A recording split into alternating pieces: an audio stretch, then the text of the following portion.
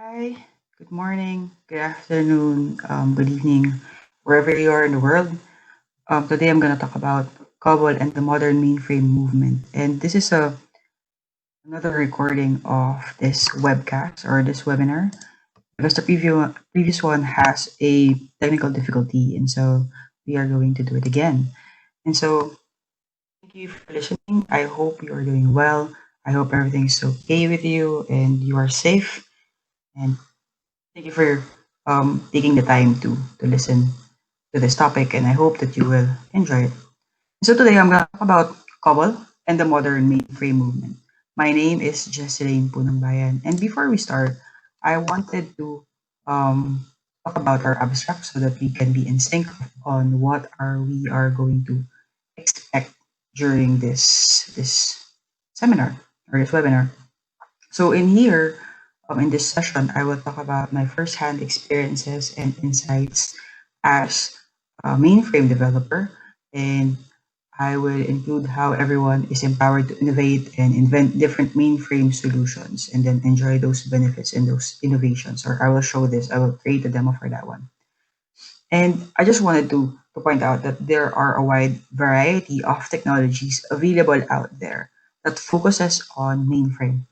And the technologies that I will talk about in this webinar are based on my experiences and opinions alone. So, our agenda for today is about first, I will talk about my career history, first as a mainframe developer, as a system operations, and then after that, as a modern mainframe developer. And then the next one, I will talk about as to why COBOL, what is COBOL, why should you care or I care about it. And then the connection of COBOL and the COVID-19 pandemic. And then we're going to talk about what is the modern mainframe experience. So to start off, my career history, I started off as a programmer trainee. So straight off out of college, I joined a trainee program in a local bank in the Philippines. And there I learned about COBOL programming and the mainframe technologies that surrounds that language. So they after that training they hired me as a mainframe application developer. And this is a banking industry. And here I learned about COBOL, I learned about Kix, GCell, and at that time it uses OS 390. And this is my first exposure in how banking industry works from online Kix transaction to batch processing and back to this next day transaction. I was also an on-call support. So that was a good experience. And then I also experienced this disaster recovery. So I learned basically how bank works to their day-to-day activities, to their disaster recovery, and how what developer what do developers do whenever there's this on-call support. And I was able to interact with other um, jobs as well, like other teams, like the system operations, the cards people, the front end and stuff. So it's a great first, like it's a great experience for me as a new developer or as a new grad. After that, I transferred. I became an expat, and I transferred to Singapore. And this is my team in Singapore, and I'm there as a COBOL consultant. And this experience gave me a new perspective because this is my first time to be exposed in a European way of bank processing. It's kind of different with what we have in the Philippines. And here I was exposed with DB2, I was exposed with MQ, with ZOS, first time with ZOS, and here I was also introduced with web services for viewing batch schedules and couple programs using web apps. And it made me like think like wow, there's more to mainframe. It's not just terminals, it also has web views, and it's very interesting for me this experience. And then after some time, I decided to go back to the Philippines and became a mainframe application developer one more time.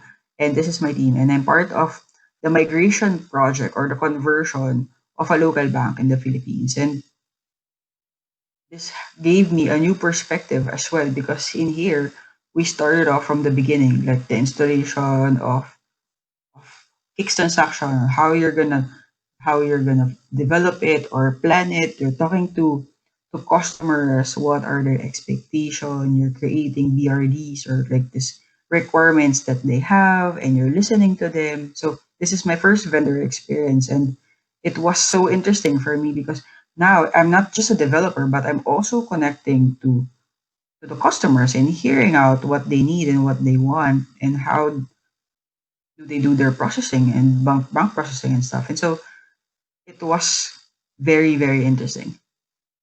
And then I decided one day that I wanted to try out a different job, or I wanted to go to system development because I wanted to expand my knowledge in mainframe. And I thought, I know about application development and now I want to try system developments. And so I applied in Czech Republic, and I was hired as a system operations in Brno at that time.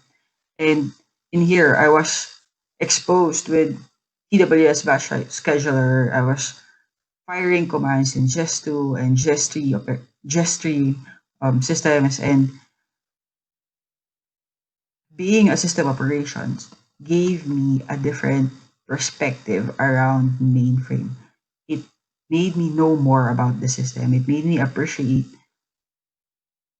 how the system is configured and how you are supporting it like every day, like 24 by 7 support during the night, how IPL works. And it's very cool. It's very interesting as to the range of knowledge that I acquired from being an application developer to a system operation. And it really got me thinking that, wow, what's more out there for mainframe? Like, what more can I learn about mainframe? And so I missed being an application developer, and I decided to apply once more as an application developer. And I was hired in Broadcom in Prague as an R&D engineer. And this one, this job, well, what my current job is blew my mind because now I'm interacting with modern mainframe interfaces. And I saw ZSMF, which is a which we are creating XML files for provisioning products. We're using Zoe that provides modern interfaces, and in here I learned about TypeScript, I learned about Angular, I learned about Python. So my knowledge about mainframe from application to systems got even wider because there is an integration or a cross-platform integration with modern mainframe interfaces, and it's like, whoa, there's more to mainframe. And what more can I do with mainframe? And those are the thoughts that I have. And from working for Zoe, working for say technologies here in Broadcom, I became a conference speaker. I have gained more that experience in talking to people, in promoting the product, and I'm now the lead for the Zoe mobile application. So that's it for my career history, and I wanna jump onto to this question. So, why did I choose COBOL? Let's start off with the question. What is COBOL? So, COBOL is also known as the Common Business Oriented Language. And it is a compiled English like computer programming language designed for business use. And I want to emphasize that word, business use. It is primarily used for businesses, finances like banks, administrative systems for companies and governments. So basically, COBOL is responsible for your day-to-day operation. It's the day-to-day operations of the world's economy. So COBOL is that important. And it continues to distinguish itself from other programming languages due to its inherent ability to handle vast amounts of critical data stored in large servers such as IBM servers. So what does it mean? Like what vast amounts of critical data? So why should you care about COBOL? So when you create, when you go to your ATM, you withdraw your money and you got your money, you communicate with COBOL. When you buy something in the internet, I don't know, you bought a new phone, you put your credit card number, that is communicating with COBOL. If you go to a bank, you have this um, over the counter transaction, like if you want to put your money into bank or you want to do another withdrawal, that is communicating with COBOL.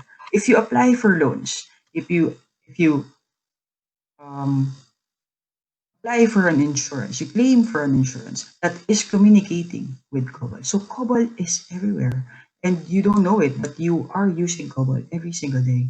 And these are vast amount of transactions that COBOL is handling every single day. So knowing that one, there is this um, resurgence of COBOL because of the COVID-19 pandemic. So recently, the New Jersey governor announces that they need COBOL developers to fix their system, to fix their unemployment claims. So that's why COBOL became very famous. And because of this news, it got me like it piqued my interest. And what I actually noticed this one is this word like half century old computer language. So for me, why is the word half century old computer important? Why do you need to mention that one? And I realized that there's a lot of fear surrounding mainframe, mainly because it is old, you know. And through this fear of the unknown, mainframe acquired a bad reputation, and developers today are avoiding this one, this language, this beautiful language, you know. But to tell you the truth, mainframe has changed a lot. If I'm gonna change it, it doesn't look like this, but it looks like this now. So it has evolved from that old picture into this modern one. And so thinking this one, mainframe, the half century old tools that they are using before are also evolved. It has already became modern, and we will talk about that later. So additional information regarding this resurgence of COBOL in COVID-19. There is a good result for that. Open Mainframe project created a COBOL programming course for those who are interested in learning COBOL. So there's this high interest in learning the language, and so Open Mainframe provided a way for that. And IBM also provided a system wherein you can practice coding using using 3270, which is the old way of doing it, and also modern mainframe tooling. So this course attracted different levels of developer, whether you're a retiree, whether a new grad, or an experienced COBOL developer itself. You are part of this community. They are part of this community. And for me, I help by creating real life, let's call it real life challenges, which is one, I created this COBOL challenge called COVID-19 reports, and the other one is the unemployment claims. And today in this community, as you can see here, we are a growing community and they are trying out the course and then after that they're trying out the challenges. So I really like this one because this course gave you a glimpse and introduced you to modern mainframe tools and thus having this modern mainframe experience.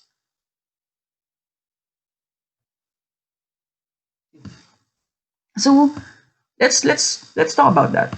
What is a modern mainframe experience? So for me, if I'm going to define it, modern mainframe experience simply means allowing modern technologies to communicate with mainframe, creating modern application and making it one with mainframe. And Open Mainframe project has one goal, and the goal for this one is to make mainframe open. It's making mainframe toolsets available for the community to try out, opening up mainframe to everyone. And this hosts a lots of project, and one of the project in particular that I am working on right now and I'm particularly interested is called the Zoe project. So let's zoom on that and let's try to define what is a modern mainframer. So for example, modern mainframer, so in this picture you can see me, and as a modern mainframer, what I'm going to do or how am I going to describe a modern mainframer is that she uses different modern tools like Python, Jenkins, I don't know, Gulp, Mocha for testing, Visual Studio Code as an editor. She uses SonarCube for her static analysis. She has GitHub Enterprise for versioning. And then she's been using IBM Cloud or AWS CLIs for her databases. And as well as she's using Zoe. as a bridge, or maybe we should call it as a modern mainframe bridge to connect to to mainframe to do stuff in mainframe. But how is she doing that? What is Zoe providing for her to be able to do that? So this is the Zoe ecosystem. And as you can see, in this architecture, we have these microservices. And the microservices are your web services that is installed in your mainframe. So if you have let's say ZSMF for your provisioning tools, so you have your install it in your mainframe, and there are microservices there are APIs available, and it's in here. If you have ZOS Connect for your Kix web services, if maybe you have DB2 web services, and maybe you have Endeavor web services, all of it is installed in mainframe, and it's gonna be here. And then Zoe provides an API mediation layer. And the API mediation layer will house all of these web services so that you have one portal or one security wherein everything is stored there, is discovered there. And you're going to go through API mediation layer so that you will just have one base URL. And and connecting to this API mediation layer are these components. So we have the Zoe app framework, which is the web browser GUI. So it's like similar to a Windows um, interface wherein you can access your JS, you can access your MVS, you can have your 3270 terminal and editor, and you can actually extend this, and it will connect to API mediation layer to your microservices and then back. There's this Zoe mobile application as well, which is an incubator project, and it is primarily used for production support. So, like, for example, you're out and somebody called you like, there's an event in production, and all you have to do is get out your phone, log into the system, check the job. If you need to edit the job, resubmit it, and then you're done. And also, this one connects to API mediation layer, fires those APIs, those microservices that you have, and then back to your mobile app. And then you have this Zoe Explorer, which is the code editor extension. And in here, it allows you, it's similar to a 3270 screen, that it allows you to access your datasets, your USS, and your jobs pool. So you have a different editor, like a modern editor where um, you have different extensions that you can use for your highlighting and for your automation and stuff. So this is something that I really like as well. So in here, it is using side by side with Zoe CLI, but it's not dependent on Zoe CLI. You can use Zoe CLI with it, and Zoe CLI is your command line interface that can be used for automation. Like if you're using Jenkins or gulp, you can use these commands to automatically fire commands that will go to mainframe and get back to you. So under the Zoe Explorer and the Zoe CLI is what you call the Zoe Client SDK. And these are NPM packages where they are sharing one code base. And so they are firing the same API. So you have one code base and one APIs for them. And then you can just, write once, run anywhere situation. And in here, it's similar to this one. They're firing API mediation layer, they're using the base URL found in the API mediation layer and then going to your microservices. So these are modern interfaces that you can now use while integrating with mainframe. And for me, that is very interesting because you get to have a different perspective or a different set of tool set that you can use to communicate with mainframe. And as well as you can create this cross-platform integration with other technologies that are found today and make your mainframe experience or your development in mainframe or create your mainframe solution even better.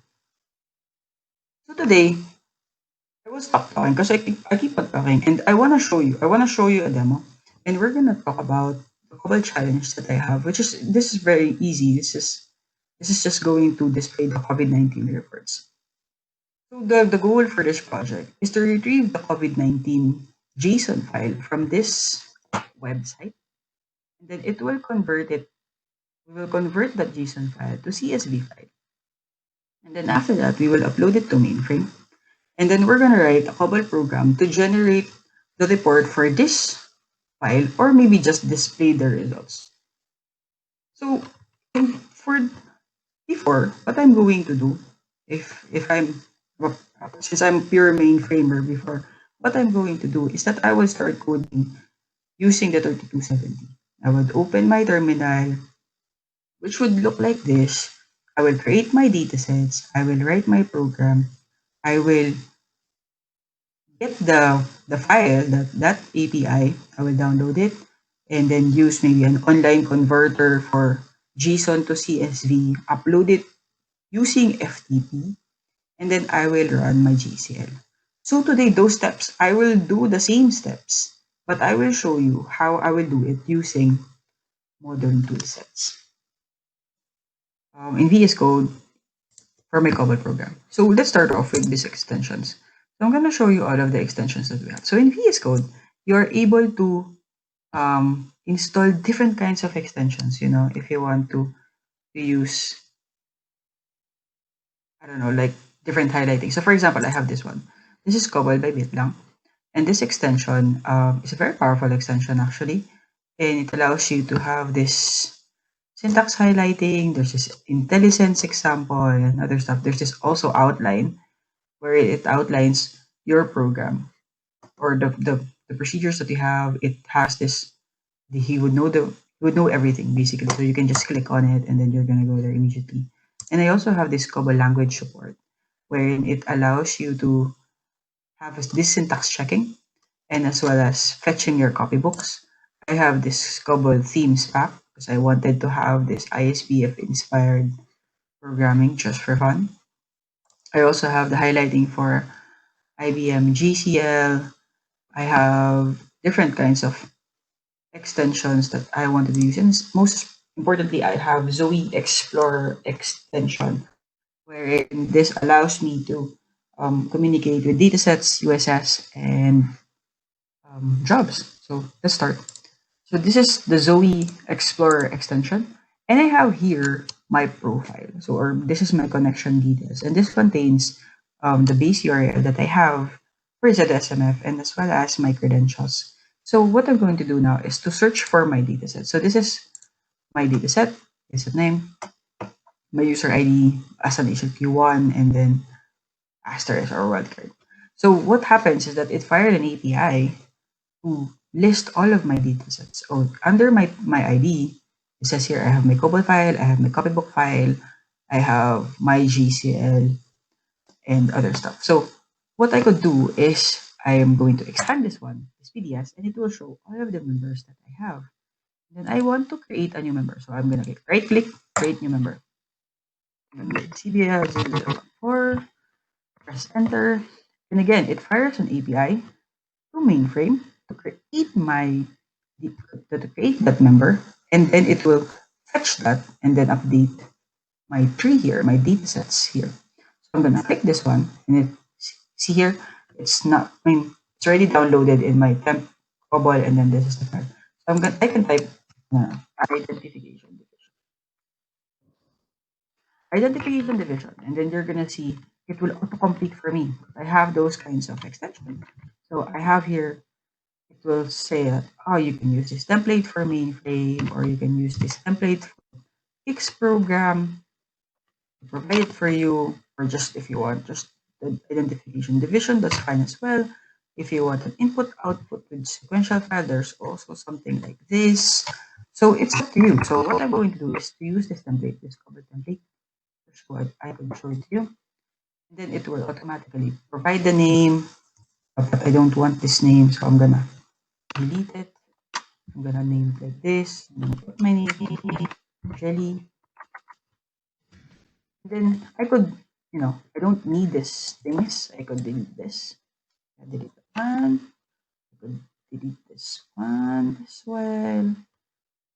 And then I don't want this. Or I just want stop run whatsoever. I don't linkage as well. So now I have basically the whole structure of my COBOL program, and I don't have to type anything. Everything is given to me. So, and what I also like this one. So, for example, I mistype, and it says here, there's a syntax error. It should be division rather than divisions. I could delete that one. Or if I miss a period, there's just error that hey, you need dot. You're forgetting one dot. So I could update that one and then put dot in. And for example, I wanted to create something like do WS instat do dish data. And there's an error here, like hey, there's an invalid definition. So it means that WS instat is not found. So what I could do is put here percentage then immediately it's already okay. You know, it's the same with this one. So there's this checking in my VS code. And if I highlight this, I could press control and then there's this two definitions or this definition. And it will say it's called here. You know, it's the definition is PicX and you're calling it in this program. Or I could actually create add my copybook. So let's say I have my copybooks here. So if I have for instance, then if I highlight this one and then um, references, it will show me, hey, this file is also um, used in constant copybook. So you can just use the copybook and can be found here, it can be found here. So there are references that you can check and it's easier for me to know where can I find this file, who is accessing this file. So I can remove this and then still copy constant will be there. And it's not in error because if I hover here, it knows that hey, there's a copybook here. If you click this one, I can open it as well. But you know, I was able to do this because I already fetched this copybook. So if I let's say I have a new copybook called constant one, there's an error that the copybook is not found. And if I click quick fix, it will fetch this copybook for me immediately. And that's one feature of that language that I've shown you earlier. That I don't have other copybooks that is not available. So it's already downloaded. So for me, these are simple things, you know. These are simple things that can help you in your development. And you don't notice it, but it's a really it's a relief. It brings a great relief that you know you don't have to think about these things and it will auto complete for you and you can just control click on it. You don't have to check or you don't have to really investigate as to where you can find those copybooks or where you can reference this variable. It it provides help for you. And then for me that's really a big thing. It's very useful and I like that experience. I mean, I could do all of this in 3270 and it will be the same, but still, this development experience, this modern mainframe experience, helps me in becoming a better developer. And so, all right, so I'm done with that. I'm gonna show you now. I'm gonna go now to the COBOL challenge, and then I'm gonna show you how I did it. And I pre-recorded a video for this one, and because I don't want any problems to arise, but it will be the same. I'm still showing you my VS Code. So in here, as I've been showing, so to so before I'm gonna let's circle back to what we needed to do. So the COVID-19 reports, the steps that we need to do is to retrieve the JSON file from this link and then um, convert the JSON to CSV. So that is the first two steps that we are going to do. So to be able to do that, I created this parse.typescript program. And it's a simple TypeScript program. What it does is that it calls this link, this summary, COVID-19 summary, and then it processes the response, this res. It dissects this response and then converts it to CSV. After that conversion, it will write the file to build folder countries.txt. So to be able to do that, so I wrote this and then now that I have this simple program or this program, what I want to do, I don't want to just execute it. You know, I can just execute it via command, but I wanted to be more innovative.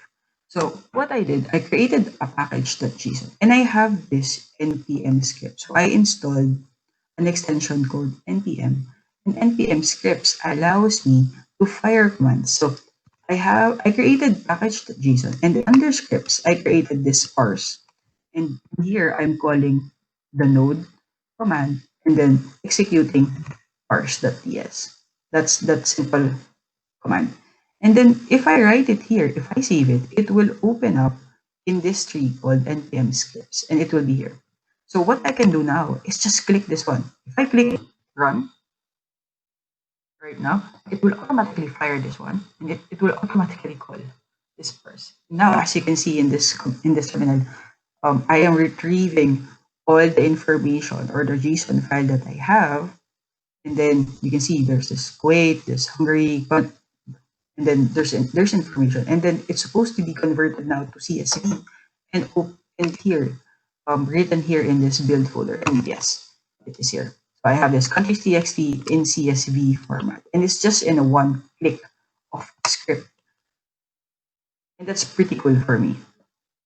And then after that one, what I have to do next is to upload it to Mainframe. Our next step is to upload it to Mainframe. But before I will upload it, I need a physical sequential. So I am going to use Zoe CLI commands to fire this this script. So I'm showing that I will fire Zoe files, create physical sequential, and then after that I will upload the data, and I will use file to dataset. So from countries.txt, I will transfer it to my physical sequential that I have created earlier. Similar to what I have done, I will click this run, ching, and then after that, it will automatically create my dataset. It will fire the command and then it says dataset created successfully. We will check. So I will click on the Zoe, explore the extension, and then I will refresh this list. And what happens is that it fires another API, the ZSMF API, and then it will update the list. So now here you go. You can see that it was created. And then so I will go back to my scripts, and then I will fire this upload data. So again, click this one, and then automatically it will fire the Zoe CLI command, and it will upload my file countries.txt to my dataset. And now it's uploaded, so we can check it out. So there we go. So it is uploaded now. You can see that it is now in CSV format as well. So we're almost done, and all we have to do is to submit the COBOL program.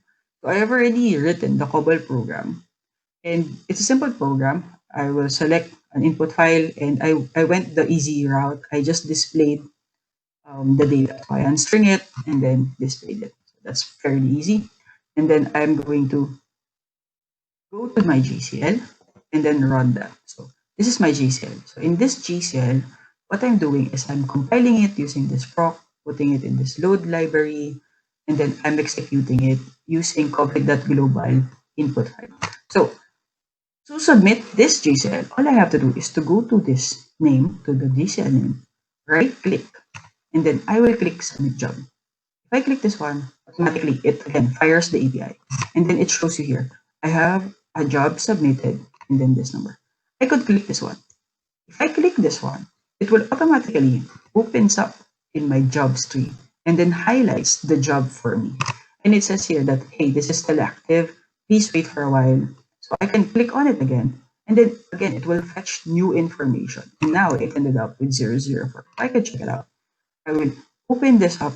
And then here, these are all the school information. I have the message log here. I can check what is the 004. So I can see that it ended up 04 in my compilation.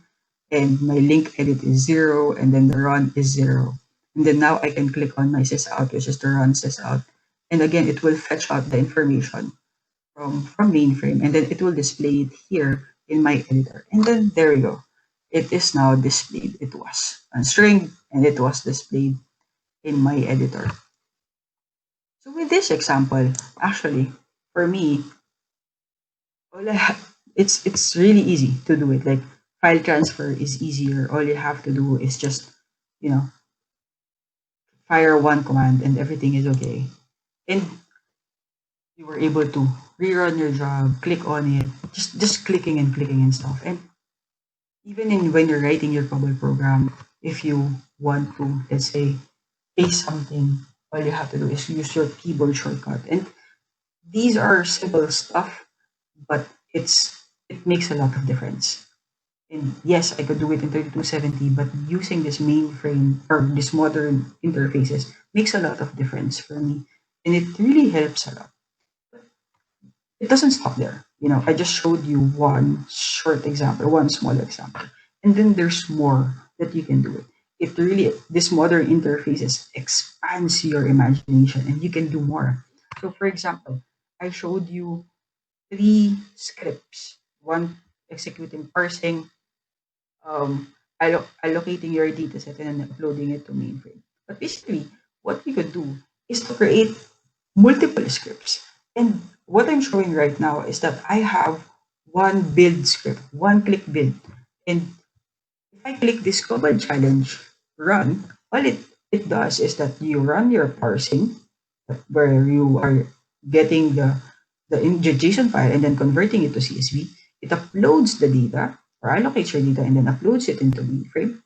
And then afterward, I could use the job submit command. It already submits the GCL that you have. And then if you put the directory output, it will also download that output into your PC. And then you can see it. You can submit it or send it to others like the results. But, this is like one build, one click build that I have. And for me, that is something like really cool. And you can go on even further and create your own circle, your automation, your continuous integration. You can build it in Jenkins, you can build it in anywhere you want. Me, I build it in Circle CI because it's a free platform. And all I have to do is that to create the environment, I installed Zoe in that environment. And then I run the same script. I just executed all the scripts that I have. And this is in a containerized environment. It's using Docker. So you don't have to, you don't, it's in a cloud. And for me, it's very interesting that you can integrate the Circle CI to your mainframe um, environment. And then you can do more. If you want to do more, you can create a mobile application, you can create a web application. And in here, I'm showing you the functionalities of the mobile app where I am checking out all of my jobs. I'm able to view this pool. I'm able to delete jobs, cancel it, submit it. And all of these are modern interfaces that helps you um, communicate with mainframe, make it easier for your development, for your support, for everything that you're doing in mainframe. And I think this is a very, very powerful tool. So to summarize, for me, as an experienced mainframer, you have the same COBOL experience, you have the same GCL development experience that you are familiar with, but you are just incorporating modern tool sets in your coding, and gives you this relief, this easier way of developing things. And if you are a new mainframer, you can use the modern technology that you are familiar with, and then you can incorporate mainframe with it. So what I learned from this is that we are all learners. Whether you are an experienced mainframer or a new mainframer, we are all learners, and we have all the knowledge, or all of us have a unique knowledge, a unique experience that we can share with one another. I can share to you all of my experience about mainframe or about my pure mainframe background. And then there's this new developer who can share with me his or her front end experience, and then we can coordinate with each other. We can work together so that we can have a bigger solution, a wider solution, and make a mainframe solution that's just really good, that it's a cross-platform solution that can help your company into getting better, or into being to having a better architecture and stuff. So that's really good for me. And I just want to emphasize that everything that I have shown in this demo is either open source product or it is free to download. So you can now go for it and just try it. And that will be my next steps. So after this call, I encourage you to please try this out. be a witness. Try out this modern mainframe experience that I've been talking about. If you don't like it, that's fine. You don't have to do it. But if you do like it, share it. Share what you've learned. Share what you've experienced with others. Help them to understand what it is, how it helped you, how what you think about it. So for me, you know, sharing is really caring. So just try it out and share. And then if you want to contribute your code, if you have ideas on how to make it better, check out our GitHub repositories. You can contribute code or you can join our Slack communities. You can contribute your knowledge, you can contribute your experiences. Even asking is contributing. So just ask questions. And honestly, this Zoe project, this Open Mainframe project, or this modern interface that I've showed you, this is open source and this is owned by the mainframe community. And we can help mold this project and make it into something really good. And I encourage you to just do that, to to join the community, talk about it, and just help mold where this project should be directed. I think mainframe is a powerful tool, and I think that with us helping each other, with us working together, we can make mainframe even more powerful. We can make a better future for mainframe. So for me, I added these references and um, links in here. If you want to check it out, please do so. I encourage you to do so. And I hope this could help. And I hope this webcast helped you in understanding what a modern mainframe movement is and how it could help your in COBOL today, in your mainframe experience today. And I hope you learned something today. So thank you for your time. Thank you for being with me. Thank you for listening. Thank you so much. And see you again next time. Stay safe. Bye.